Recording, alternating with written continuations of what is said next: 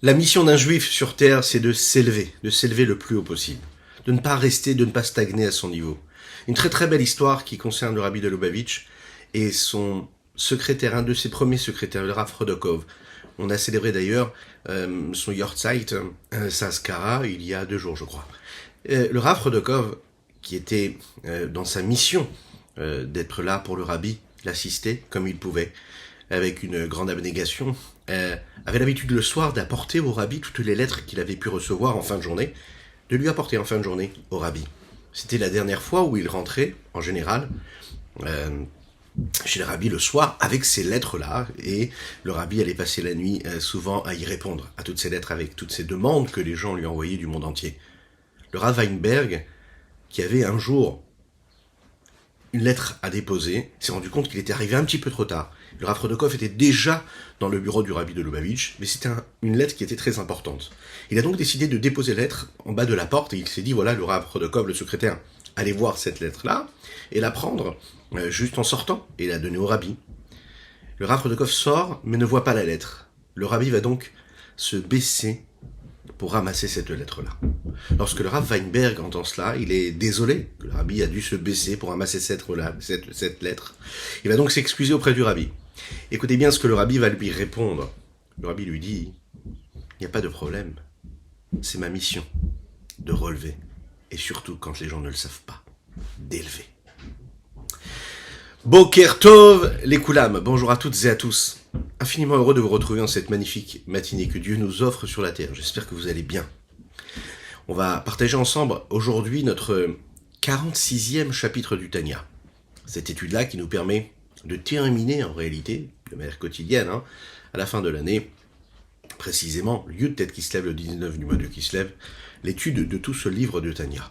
Le Tanya, qui est ce livre de base de la Chassidoute qui nous permet de nous attacher au principe même de la Chassidoute et de vivre comme un chassid.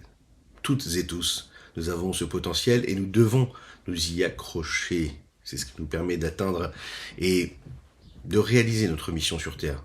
Oui, soyez-en sûrs, c'est une promesse, pas de moi, de nos maîtres. Et c'est ce qui nous permettra d'arriver à la venue de Mashiach très rapidement.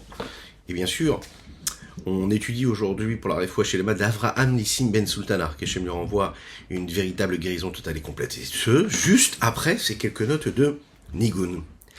Aïtadalalayam, aïtadalalayam, aïtadalalayam, aïe. Tadadalayam, aïtadalalayam, tadadai. Hi, tadadalayam, aïtadalalayam, tadadalayam, aïtadalalayam, aïyayam, aïtadalalayam, tadadadadam, mama, aïtadadai. Aïdalalayam, aïdalalayam, aïdalalayam, aïdalalayam, aïyayam. Oh ya ya, aïdalalayam, aïdalalayam, aïdalalayam. Aïdalalayam, aïdalalayam, aïdalalayam.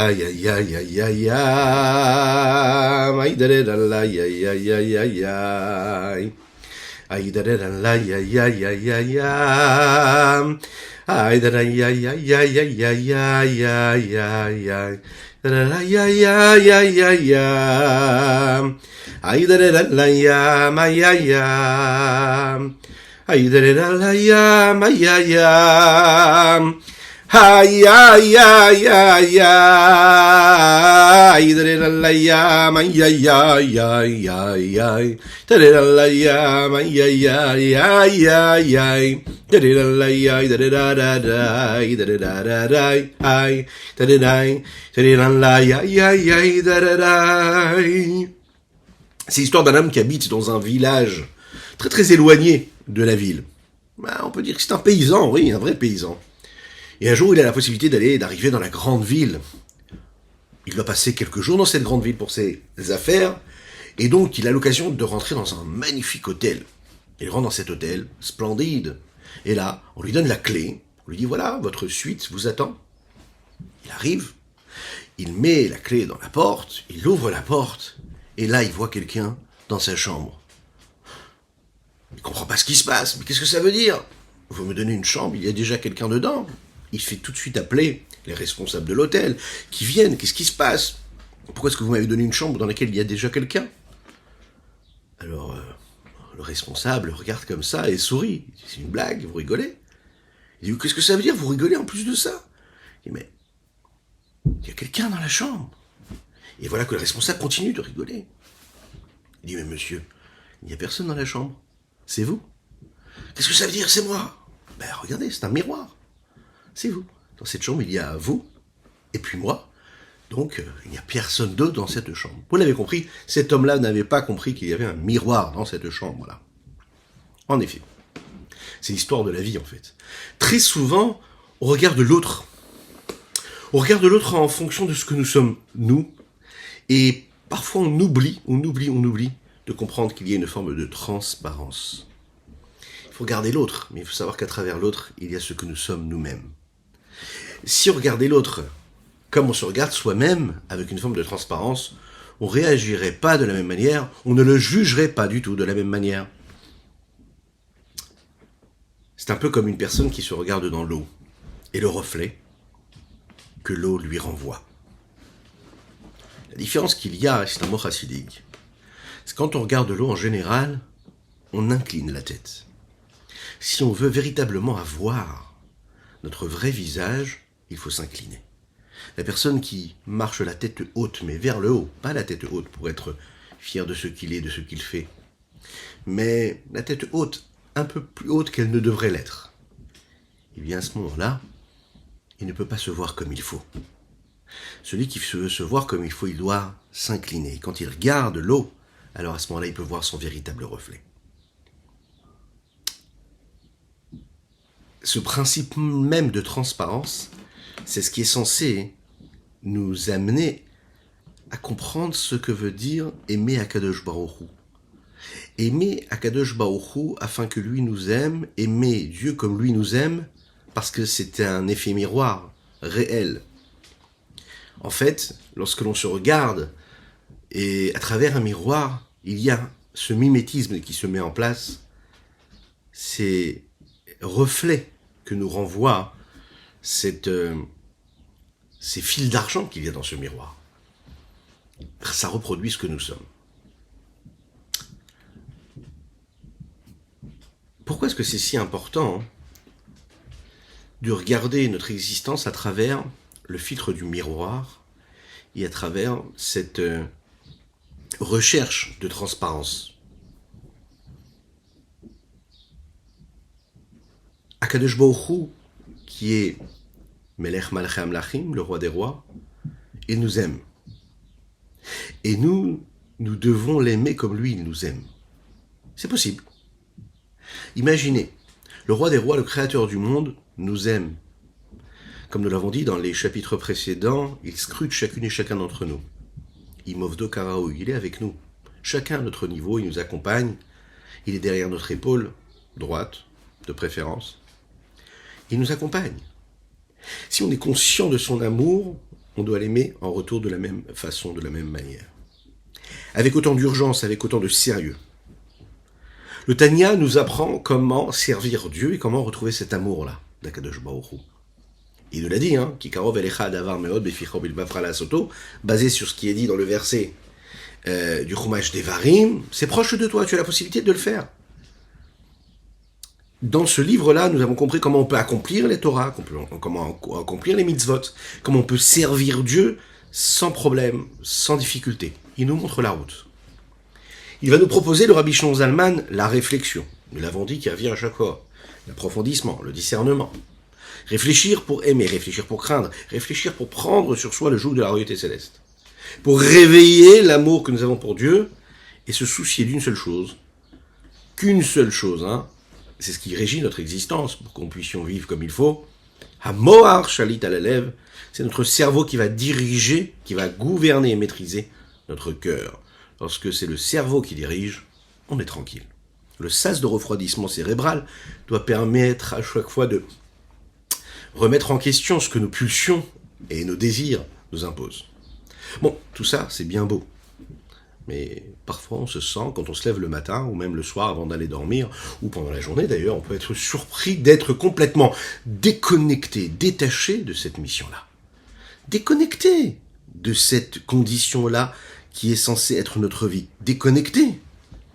On peut avoir l'impression de pratiquer la Torah et les mitzvot. On peut avoir une foi en Dieu qui est totale, complète. On peut avoir des connaissances de Torah. On peut être très éloigné de la Torah. On peut sentir un attachement et ressentir un attachement pour Dieu, pour la terre d'Israël, pour le peuple juif, très très fort. Et pourtant, ne pas avoir le sentiment profond d'être attaché à Kadosh Baruch Hu, d'aimer Dieu, de craindre Dieu. Vient le Tanya, il nous dit, grâce au conseil que je vais te donner ici, tu vas pouvoir retrouver en toi les énergies, retrouver les forces qui vont te permettre d'utiliser tout ce que tu as déjà à t'apporter afin de ressentir véritablement cet amour pour Dieu. Afin d'utiliser ta tête, ton cerveau, ton intellect pour réfléchir à la grandeur de Dieu. Parfois, on n'en est pas là. Parfois, on n'a pas toutes ces capacités-là. Parfois, on est tout au début de la route. Parfois, on est à la croisée des chemins. Parfois, on a tout su à un moment de notre vie, et parfois, on a fait une petite pause dans l'existence. Et il y en a d'autres qui ne sont pas nés du tout dans la pratique de la Torah et des mitzvot, qui ne connaissent rien. Pas parce qu'ils l'ont voulu, ils sont nés comme ça. Et personne ne peut leur en vouloir.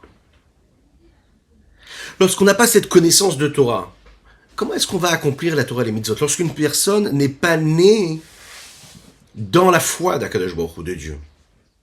Bien plus que cela. Une personne qui peut parfois connaître et savoir, mais qui va fauter, qui va trébucher, qui va s'égarer, qui va faire l'inverse de la volonté de Dieu. Qui se sent et qui se trouve dans l'impureté la plus totale, la profondeur de l'impureté. Qui a un cerveau, un intellect, qui a des préoccupations, qui a... Toute sa vie est gérée et régie par une quête, une recherche de ce qu'est ce monde matériel. Il ne se rend plus compte, en fait, de la matérialité dans laquelle il est, du matérialisme qui l'obsède, de la grossièreté du monde. Il n'y voit même plus de la grossièreté puisque c'est clinquant, ça brille, ça paraît tout à fait normal, ça paraît bien, ça paraît beau, ça paraît tout à fait serein pour lui. Il n'est même plus conscient en réalité de sa situation. Il est tellement plongé dans les plaisirs du monde, que ce soit des plaisirs permis ou des plaisirs interdits. Dans cette situation-là, la tête en fait en réalité, elle s'est bouchée. À force de créer ces situations-là, il y a des écrans qui se sont placés sur son cerveau. Il y a ces chapes de plomb qui s'imposent et qui s'installent, que ce soit sur son cerveau, que ce soit même sur son cœur. Son cœur est bouché, son cerveau est bouché. Il ne peut plus ressentir et il ne peut plus non plus réfléchir. Ça arrive. S'il se trouve dans ces cas-là, alors comment lui demander d'étudier la Torah? Comment lui demander d'étudier, par exemple, le Tanya, pour réussir à réveiller en lui cet amour? Comment imaginer une réflexion, un recul, un approfondissement, une tranquillité, une froideur de l'esprit, une clarté qui chasse le brouillard de son esprit, qui lui permettrait de réfléchir, d'analyser véritablement, de faire de l'ordre dans toutes ses idées. Quand c'est bouché, c'est très difficile de tout remettre à plat. Quand il y a une couche qui s'est rajoutée à une autre couche et encore une autre couche, c'est très difficile. L'opacité, elle est palpable. Et si la réflexion n'est plus là, comment parler d'amour? Comment arriver à aimer, comment pouvoir aimer après? Alors, on va voir ici que le Rabbi Shimon Zalman va nous donner une solution, on va dire, d'urgence. Qu'est-ce qu'on peut faire dans ces cas-là? Ça concerne tout le monde. Ça concerne celui qui est très très éloigné de la Torah, qu'il a toujours été. Ça concerne celui qui est né dans la Torah et les mitzvot, mais qui se sent complètement froid à cela, malheureusement. Qui a perdu le désir et la passion dans l'étude de la Torah, la pratique des mitzvot. Ça concerne celui qui a été déçu de ce que la Torah pouvait apporter, parce qu'il a vécu dans un environnement, parce qu'il a vécu parfois dans une famille Ça peut être aussi dans une communauté, avec un maître, avec un entourage qui a pu le décevoir de cette pratique de la Torah et des mitzvot, qui n'y voit pas une tranquillité, qui voit au contraire des tracas et des soucis à travers cette pratique de Torah et mitzvot. On va comprendre ici que plus l'homme va être loin de Dieu en réalité, plus il aura la possibilité d'utiliser ce chemin-là, qui est égal à toutes et tous. Il va nous le dire ici, Shaval Echon Nefesh. C'est proche de toi, peu importe qui tu es, tu auras la possibilité d'emprunter ce chemin-là. C'est un chemin qui est droit, qui va droit au but, et qui t'amènera, qui te permettra d'atteindre l'objectif, d'atteindre ta mission et d'accomplir ta mission ici-bas sur Terre. Lechaim, lechaim, lechaim. Regardons dans les mots ce que le Tanya nous dit ici. Rabbi Shneur Zalman de Liadi nous dit V'yesh derech yashar lifneish. Il y a un chemin qui est droit devant l'homme. Qu'est-ce que c'est un chemin qui est droit? C'est le chemin d'un homme qui lui est droit. Qu'est-ce que ça veut dire? Pour que le chemin puisse être vécu comme un chemin qui est droit, il faut que l'homme qui emprunte ce chemin marche droit. Ok. On va l'expliquer dans la suite. C'est précisément parce que ce chemin-là n'est pas dépendante d'une étape qui le précède, que ce chemin-là peut être un chemin qui peut nous permettre d'atteindre le bon objectif. Il n'a pas besoin d'être précédé par une réflexion intellectuelle. Il n'a pas besoin d'être senti. Il n'a pas besoin d'être amorcé par quelque chose qui le précède. En fait, il est basé sur quelque chose de tout à fait naturel, une force naturelle qui se trouve en chacune et chacun d'entre nous dans notre âme. C'est une force qui oblige et qui contraint l'homme à suivre cette route-là. C'est-à-dire une route droite. Un homme qui est comme ça, qui n'a pas en réalité dans son cœur ou dans son esprit des désirs d'aller à droite et à gauche, qui réussit à emprunter ce chemin-là, alors il n'est pas embêté. Il n'a pas besoin de combattre, puisqu'il a quelque chose de naturel en lui qui va l'amener à suivre cette route-là. Là, ce qu'il nous dit ici, c'est qu'elle est Shavel Echon Nefesh, elle est égale pour toutes et tous. On sait qu'on est tous différents. Dans la même famille, dans la même classe, dans la même école, dans la même société, on a des gens qui sont tous différents. On a tous un caractère différent. On va avoir un enfant qui, depuis qu'il est tout petit, il va toujours être à sa place, il va toujours faire ce qu'on lui demande, il va toujours être sérieux, il va suivre la route. Il ne se pose pas de questions, il n'y a pas d'à-coups, il n'y a pas de révolte, il n'y a pas de cris, il n'y a rien.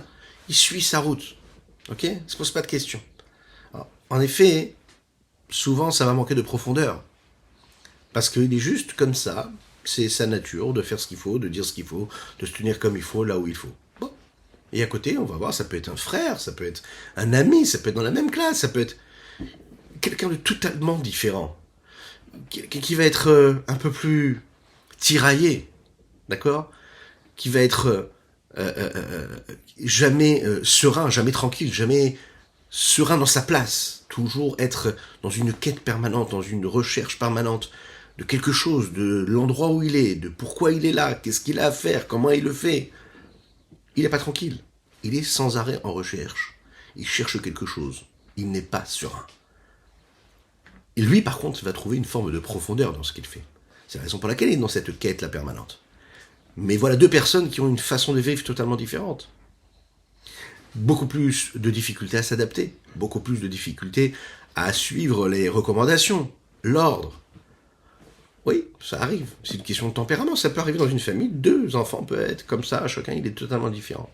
Ça fait partie de ce que le travail de l'âme aura à produire et à fournir.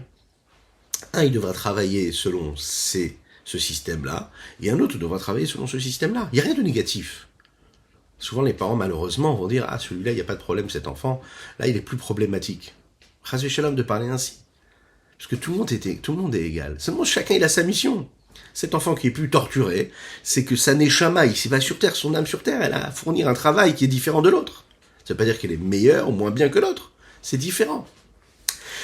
Alors oui, la nature de l'homme, c'est d'être plus serein, d'être plus tranquille avec un enfant, par exemple, qui va avoir un caractère qui est beaucoup plus calme, beaucoup plus posé, qui fait ce qu'on lui demande. Oui, en effet. Ça ne veut pas dire que c'est meilleur, ça ne veut pas dire que c'est mieux. C'est pas parce qu'on a du mal, nous, à trouver les solutions, parce qu'en effet, puisqu'il fait moins de vagues, alors on se dit, ça veut dire qu'il est bien, que pour autant, l'autre est moins bien. Chas v'shalom de dire ça. C'est notre perception et c'est l'effort que cela nous demande d'avoir nous en tant qu'enseignants, en tant que maîtres, en tant que parents, qui est différent. Mais l'enfant en tant que tel, c'est une richesse infinie. L'Echaim, que Dieu nous donne les forces.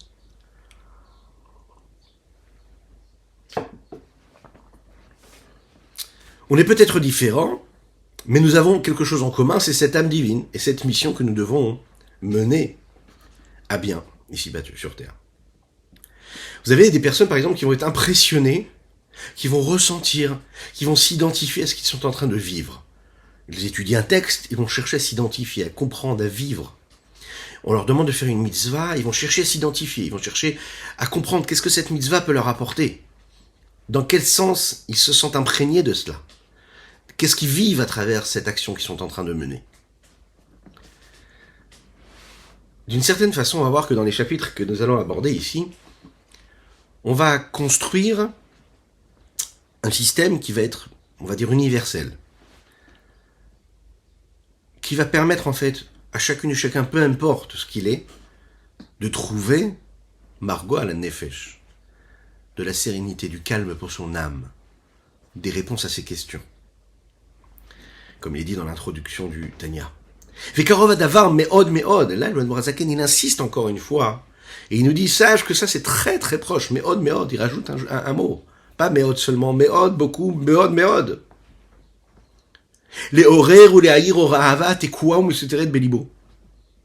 De réveiller et de faire que cette lumière qui est en lui, cette lumière de l'amour d'Akadosh Baruch Hu, qui est en lui, et qui est cachée dans son cœur, lui permettre de rejaillir. Une des bases même de la Avodat Hashem, du service de Dieu, et qui est égale à toutes et tous, c'est qu'un homme, il n'a pas besoin de créer quelque chose de nouveau qu'il n'avait pas déjà en lui. Il a juste besoin de réveiller, de dévoiler quelque chose qu'il a déjà en lui. Il a une force qui est en lui, il a juste besoin de lui permettre de s'exprimer.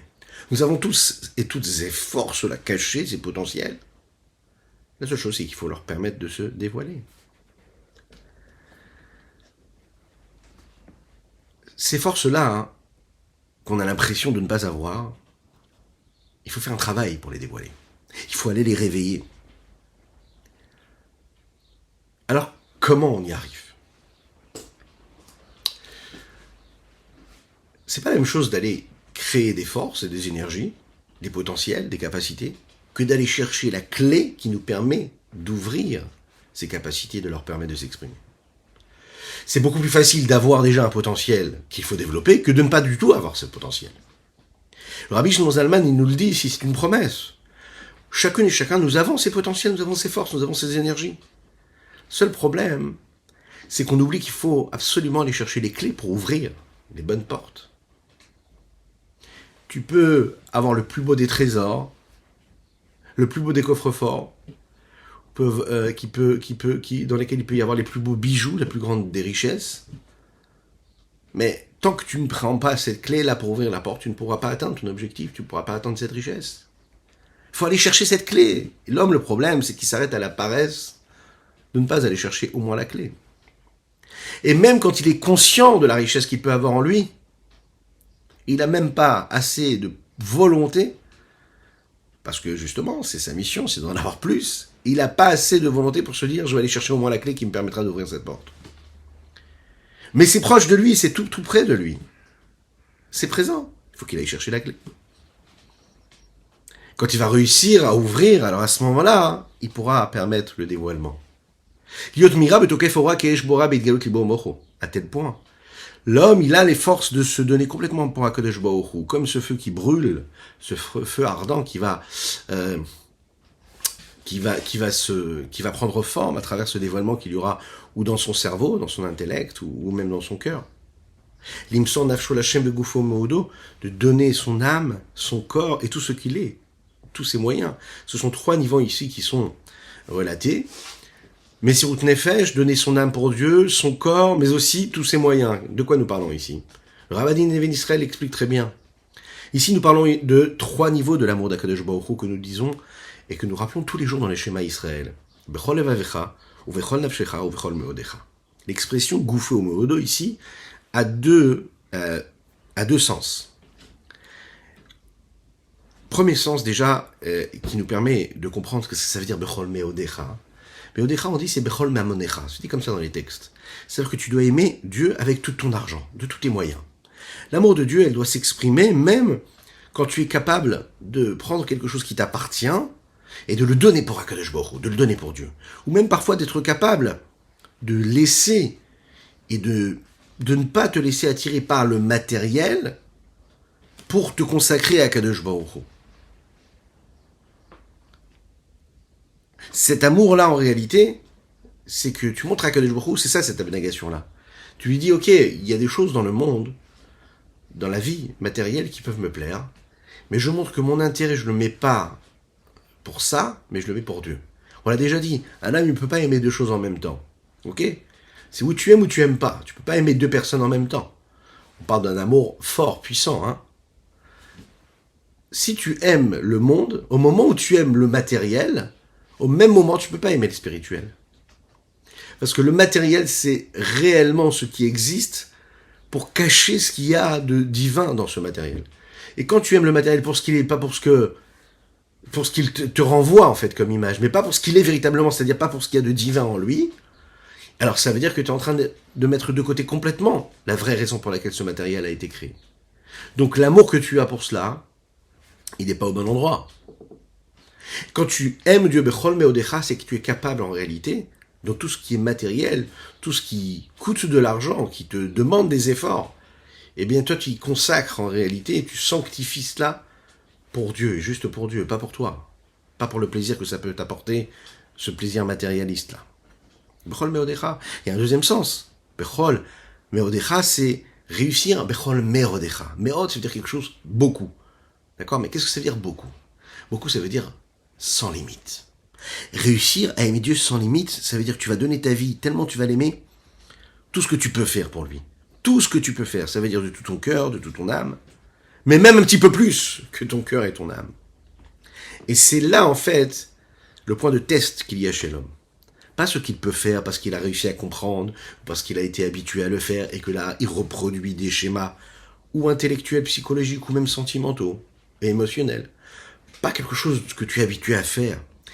Quand tu réussis, en fait, à sortir de cette zone de confort pour aller même à l'extrême, quand tu dois faire un petit peu plus que tu n'as pas l'habitude de faire, réussir à faire un petit peu plus, et étudier un petit peu plus, faire une mitzvah un peu mieux, pas juste parce que tu l'as apprise et que depuis que tu es petit, c'est ton père qui t'a enseigné à la faire de cette façon, parce que tu vas mettre quelque chose en plus, encore un petit peu.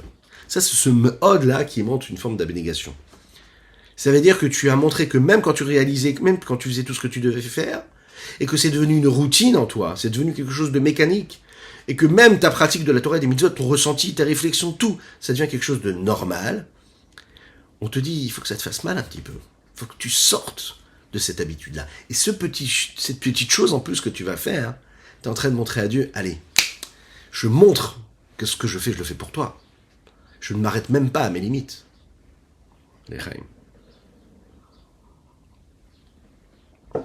Dans les mots, il dit Bechol lev ou Bechol nefesh ou meod, memukat eliba memet la amito. Bien sûr que ce qu'on demande à l'homme là, c'est quelque chose d'énorme, de grand. De tout son cœur, de toute son âme, de la profondeur de son cœur, dans la vérité de la vérité. Ça veut dire qu'on va aller chercher tous les différents niveaux de l'âme.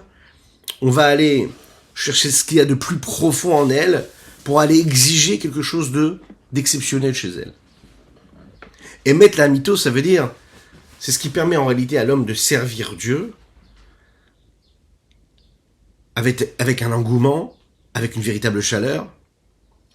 C'est pas juste une expérience qu'il va vivre de manière superficielle et extérieure, c'est quelque chose qu'il va vivre dans son âme, quelque chose qui va dépasser, comme on l'a dit, cette routine. Chacune et chacun, on sait en nous ce qui se passe quand nous faisons telle ou telle mitzvah, quand nous pensons à Kadosh Baruch Hu. On connaît, chacun il connaît réellement, hein, quand il fait un petit bilan, c'est pour ça qu'il faut faire le bilan de temps en temps, sur sa façon de voir les choses, sur sa façon d'appréhender sa pratique de la Torah et des mitzvot, d'appréhender la foi en Dieu qu'il a. Et on sait quand est-ce que c'est facile et quand est-ce que là, ça nous met en danger, et par paresse souvent, hein, intellectuelle ou même émotionnelle, on n'y va pas. On s'arrête à un certain niveau. Bémet la mythos, ça veut dire que tu vas vraiment chercher ce qu'il y a de plus vrai en toi. T'as pas peur de te mettre sur le fil et de dire voilà où est-ce que j'en suis. Voilà ce que je pourrais ressentir ou pourrais vivre, mais que je ne vis pas. Je me cache derrière plein de raisons, plein d'excuses pour rester dans l'état dans lequel je suis. C'est une mitzvah d'aimer Dieu. C'est la raison pour laquelle il faut faire cet effort-là. La mitzvah d'aimer Akadosh Baruch Hu, c'est une mitzvah que nous avons à chaque instant. Ça fait partie, vous savez, des 6 mitzvot, des 6 mitzvot qu'un homme a et qui peut l'accomplir à chaque instant de sa vie sans rien faire. C'est-à-dire quoi sans rien faire? Déjà croire en Dieu par exemple, pas besoin de bouger. Tu peux avoir les yeux fermés, tu peux être dans le tramway, tu peux être dans le train, dans le TGV, tu peux être dans l'avion, tu peux être devant le guichet, tu attends ton tour et tu es là, juste tu penses à ça, juste d'être conscient. Les Ha'amin B'Hashem, c'est une mitzvah en soi. Ouais, c'est une mitzvah en soi, Maïmonide nous le dit. Aimer Dieu, c'est une mitzvah en soi. Attends, aimer Dieu, ça s'exprime à travers des actes et des pensées et des mots, mais ça s'exprime aussi à travers le ressenti, surtout. Donc, cette émotion-là d'amour pour Dieu, tu peux l'avoir à chaque instant. Peu importe ce que tu es en train de faire, tu aimes Dieu. Tu es au travail, tu es en train de coder sur ton ordinateur, tu peux aimer Dieu. Ouais, ça dure une fraction de seconde. J'aime vraiment Dieu. Je suis conscient de sa présence, de l'infini du Saint béni soit-il. J'ai aimé Dieu. Je crains Dieu, je me soumets. Je sais que tout ce que je fais là maintenant, ça fait partie du grand projet que Dieu me demande d'avoir, à savoir de l'aimer. J'ai accompli une mitzvah, c'est une mitzvah. Et ça, c'est tout le temps, à chaque instant, pour n'importe quel homme, c'est égal pour tout le monde, toutes et tous, peu importe l'âge, peu importe la condition humaine, peu importe la condition matérielle dans laquelle nous vivons, et dans chaque endroit. Précisément, comme il va être expliqué au moment du Kriyat Shema, par exemple, même si c'est à chaque instant, quand on fait les bénédictions du Shema, avant et après, on dit « V'ahavta et Hashem Elokecha ». Je dois aimer Dieu. Et on le dit que c'est une mitzvah, quand on fait le Shema Israël, d'avoir une vraie kavana, une vraie intention. Et sinon, on n'est pas quitte. Il faut vraiment penser à ce qu'on dit, à savoir, je vais aimer Akadosh Baruch Hu. Je vais aimer. Maintenant, quand un homme dit ça tous les jours, il le dit le soir, il le dit le matin, il s'habitue à le dire encore et encore, il ne peut pas mentir. Donc c'est très très proche de nous d'aimer Dieu. Tu dis Ve'afta et Hashem Elokecha, il faut que tu le ressentes. Pour le ressentir, tu vas juste te poser un petit peu sur cette idée-là, d'aimer Dieu. Ve'afta et Hashem Elokecha, ça peut pas être un mensonge que tu dis le soir, que tu dis le matin, tous les jours. Donc en fait, tu vas faire ce travail-là, tu vas évoluer de niveau en niveau, tu vas monter de niveau en niveau, tu vas emprunter ce sentier-là, et petit à petit, tu vas réussir à intégrer ce principe-là qui est aimer Dieu comme il faut. Mais ça demande un travail. Ça a l'air très très proche de nous, c'est tout près. Mais ça nécessite un travail. Echaim, echaim.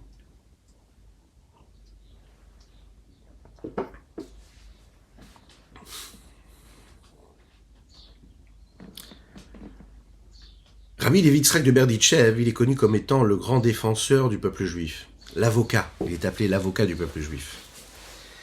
Pourquoi ? Parce qu'il trouvait toujours des circonstances atténuantes, il trouvait toujours des mérites à un juif qui accomplissait l'inverse de la volonté de Dieu. Il trouvait des excuses. Pourquoi ? Parce qu'il aimait son frère juif. Un jour, il a rencontré un homme, un rachat, un impie, quelqu'un qui était pour le moment égaré de la bonne route. Et il a regardé comme ça, il s'est dit, qu'est-ce que je vais pouvoir lui trouver de bon ? Il a l'air vraiment éloigné de ce qu'Akadosh Baruch Hu attend de lui. Il a regardé comme ça, il lui a dit, tu sais, je suis jaloux de toi.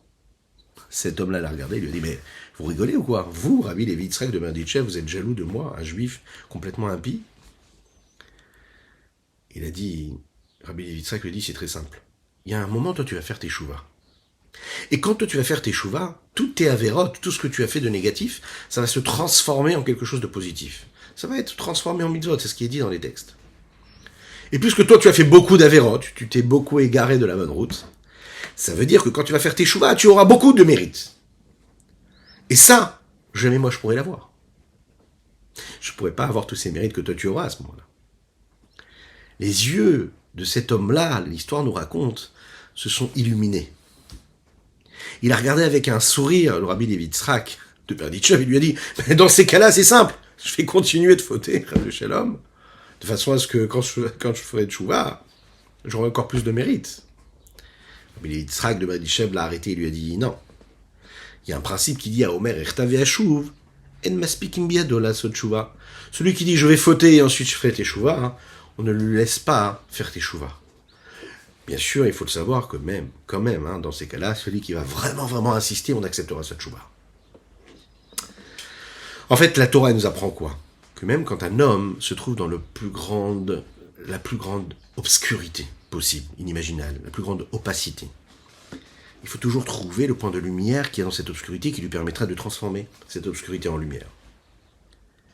Lorsqu'un homme il se trouve dans une situation spirituelle, dans un état de spiritualité négatif, eh bien, on va lui donner la possibilité de se rapprocher à Hachem, peu importe sa condition, peu importe là où il en est.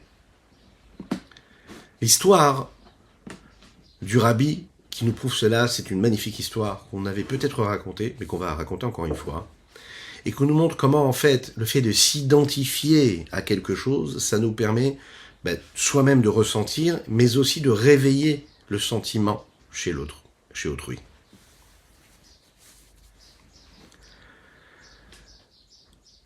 C'est un couple de parents qui sont venus voir le rabbi en entrevue particulière, en Yechidout.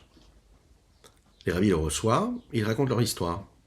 Quelques temps auparavant, ils ont perdu leur fils. Que Dieu nous en préserve. Ils sont rentrés dans une dépression terrible et ils n'ont pas réussi à sortir de cet état-là.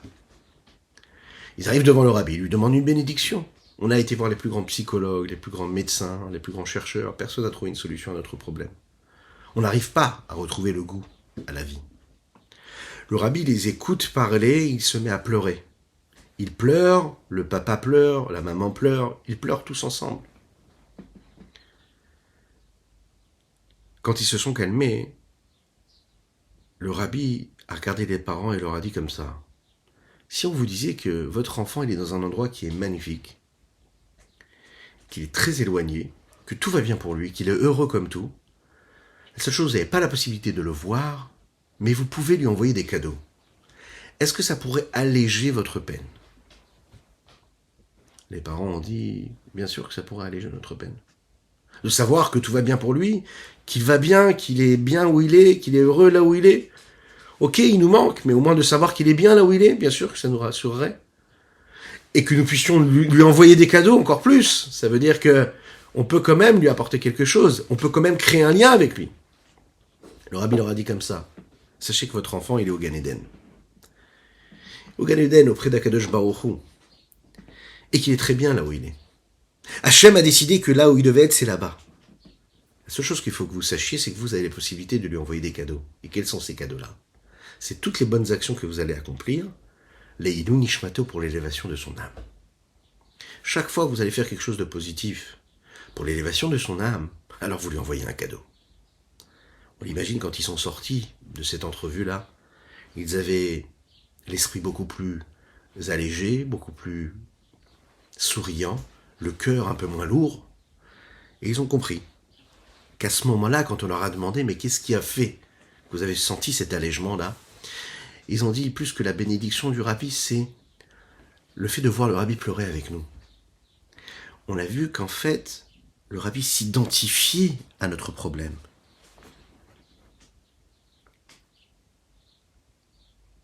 Il ressentait ce problème-là avec nous. Alors, est-ce que l'homme a la possibilité d'aimer Dieu comme lui il aime? Oui. Si on regarde, grâce à notre conscience, grâce à la simplicité, à l'intégrité de nos sentiments, de notre cœur, à l'honnêteté, à ce qu'il y a de plus vrai en nous, si on met de côté tous les faux semblants, on réussit à être sincère, on va chercher la plus grande des sincérités qui est en nous. D'accord? On va le savoir, peu importe ce que nous faisons dans la vie, ce que nous sommes, notre condition. On sait que la vérité vraie, elle est là. On sait qu'Akadosh Baruch Hu, il est là en nous, que Dieu, il est là en nous, que c'est notre mission sur terre, que d'accomplir sa volonté, que de faire de ce monde une demeure pour lui ici-bas. On le sait. On rentre parfois dans des mensonges que nous-mêmes nous créons Et on oublie cet amour pour Dieu. On oublie que Dieu nous aime de façon infinie, puisque tout ce qui vient de Dieu est infini. Si on veut chercher cette force en nous, alors on s'identifie à ça, lui s'identifie à nous. Et quand on est conscient que lui s'identifie à nous, alors notre amour sera débordant. Pour Akadosh Baruch Hu, chaque cadeau qu'on va lui envoyer, c'est chaque action qu'on va lui envoyer. Chaque bonne action qu'on est en train d'accomplir, on recrée ce lien. Peut-être qu'on ne voit pas Dieu avec les yeux de chair et de sang. Mais on le sait, Akadosh Baruch Hu, ce qu'il veut, c'est notre bien.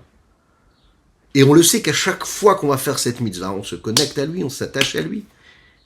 Et comme cet enfant ou comme ce parent qui va faire tout ce qu'il peut faire pour offrir ce cadeau à son parent, eh bien, Akadosh Baruch Hu ressent cet amour de manière totalement à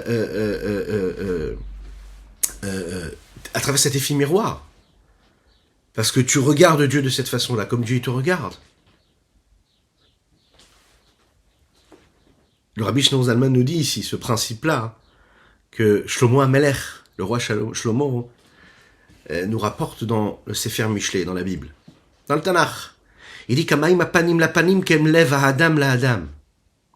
Shlomo HaMelech nous dit ici quelque chose qui est extraordinaire, ce qu'on appelle l'effet miroir. Oui, l'effet miroir. Lorsqu'un homme regarde l'eau, ou un miroir, eh bien l'eau va lui renvoyer ce qu'il regarde, ce qu'il voit. Si tu souris à l'eau, eh bien, l'eau te sourira en retour. Si tu souris à la vie te sourira en retour. La vie te renvoie le sourire que tu lui donnes. Nous l'avons dit tout à l'heure, il faut s'incliner quand on regarde l'eau. Justement pour cela, pour avoir le bon reflet. Mais qu'est-ce qu'il y a de spécial ici ? En fait, ce qu'il faut savoir, c'est que Shlomo HaMelech est en train de nous dire, c'est pas parce que tu regardes de l'eau que tu as cet effet miroir uniquement, ou bien quand tu vas regarder un miroir qui est fait de fil d'argent, que là tu vas pouvoir voir justement qui tu es. C'est ce qui se passe aussi à travers le cœur. En fait, l'autre, c'est ton miroir. L'autre laisse transparaître ce qui se passe dans ton cœur. Tu veux savoir ce qui se passe dans ton cœur ? Sache ce qui se passe chez l'autre. C'est ce que toi tu as aussi en toi. Si toi, tu te comportes avec bienveillance, avec douceur, avec amour envers ton prochain, sache qu'il te renverra la même chose. Si tu lui montres de l'amour, il te rendra de l'amour. Si tu lui souris, il te sourira. Si tu lui montres de la confiance, il aura confiance en toi. L'inverse est vrai aussi. Si tu es triste, et à ce moment-là, l'autre aussi sera triste. Si tu montres que tu le déteste, que tu ne l'aimes pas, que tu ne le supportes pas, ben lui aussi ne te supportera pas. Si tu montres que tu t'éloignes de lui, il s'éloignera de toi. Alors c'est un véritable travail pour trouver la confiance en soi, pour avoir la confiance en l'autre. Mais il faut vraiment travailler sur ça. Tous les jours, partout, que ce soit dans la famille, que ce soit dans le couple, que ce soit dans l'éducation des enfants, que ce soit en allant à la boutique, que ce soit en allant chez notre banquier. La base de tout, c'est quoi ? C'est d'être capable de donner ce sentiment-là de contact, qui est un contact de bienveillance. Quand on réussit à être bienveillant, alors peu importe ce qu'il y a en face, on réussira à créer un contact, un lien qui sera serein, qui sera bienveillant. Et automatiquement, ce sera beaucoup plus facile. La question c'est, on a tous vécu ces moments de transparence et d'effet miroir.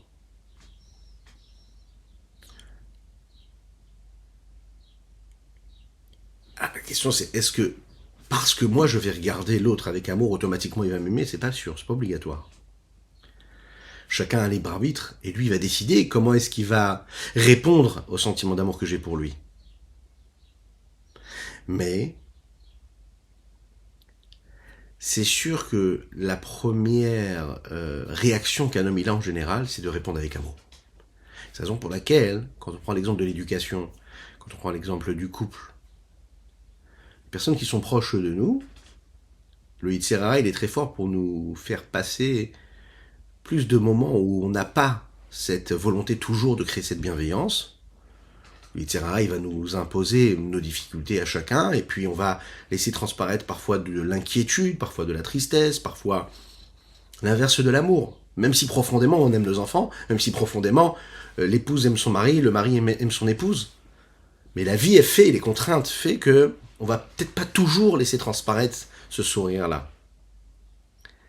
Mais l'avantage dans le couple, dans l'éducation, c'est comme cet amour-là, il est vrai, il est profond, il est sincère. Qu'est-ce qui nous permet de créer l'harmonie dans cette vie de couple et de famille? C'est quand on est capable justement de faire toujours cet effort-là, de se dire, je vais envoyer la bienveillance, je vais toujours envoyer un message de sourire, de rire, de bonheur, d'allégresse, même si c'est très compliqué dans ma vie. Automatiquement, puisque en face, il y a déjà un terreau d'amour et d'affection qui est présent, eh bien l'enfant va déborder d'amour pour le père ou pour la mère. L'épouse va déborder d'amour, même si elle peut avoir plein de choses à reprocher à son mari, ou l'inverse d'ailleurs. Mais comme il y a eu ce réveil-là d'amour, de bienveillance, de positif, eh bien il y a un effet miroir qui se crée. Et après le reste, ça disparaît, tout ce qui est négatif disparaît. Maintenant avec autrui, lorsque le cercle s'élargit un petit peu plus, ça va nécessiter un petit peu plus d'efforts pour créer quelque chose de sincère. Mais on a la possibilité de savoir qu'on peut le faire. D'ailleurs, on parle du côté positif, mais le côté négatif aussi est présent. Si on a un sentiment de colère et on montre ce sentiment de colère pour une autre personne, ben ça réveille chez lui aussi la possibilité d'avoir ce sentiment de colère. Regardez ce que le Rabbi Shlomo Zalman nous dit ici dans les mots. Vehu ka'asher yasim el libo, quand il placera devant son cœur. Comme ça qu'on va réveiller cet amour-là. Mashik Omer Akatouf, ce que dit le texte. Kamaim apanim lapanim ken leva adam el adam, comme l'eau qui renvoie son reflet à cette figure qui la regarde. Eh bien, le cœur de l'homme vers l'homme est le même. Pirouche. De la même manière que l'homme se regarde dans l'eau, et là, à ce moment-là, l'eau lui renvoie vraiment ce qu'il est en train de regarder, la façon avec laquelle il le regarde, la même chose. Le cœur de l'homme qui est en totale confiance avec l'autre homme, et qui lui envoie cet amour. Cet amour qu'il a pour son prochain réveille de l'amour pour lui aussi, en retour. Liot hohavim nehemanim zelazé. À tel point qu'ils deviennent deux personnes qui vont s'aimer l'un pour l'autre, l'un avec l'autre. Pourquoi? Parce qu'il a montré cela. Précisément lorsqu'il voit, c'est tout à fait naturel, tu montres de l'affection pour l'autre, eh bien l'autre il se sent aimé. Et donc qu'est-ce qu'il te renvoie? Il te renvoie aussi de l'affection. Qu'Hachem fasse, qu'on puisse avoir la possibilité, la force, le courage de toujours faire ce petit effort-là, de regarder positivement afin de créer et de susciter aussi un retour positif. Bonne journée et des bonnes nouvelles.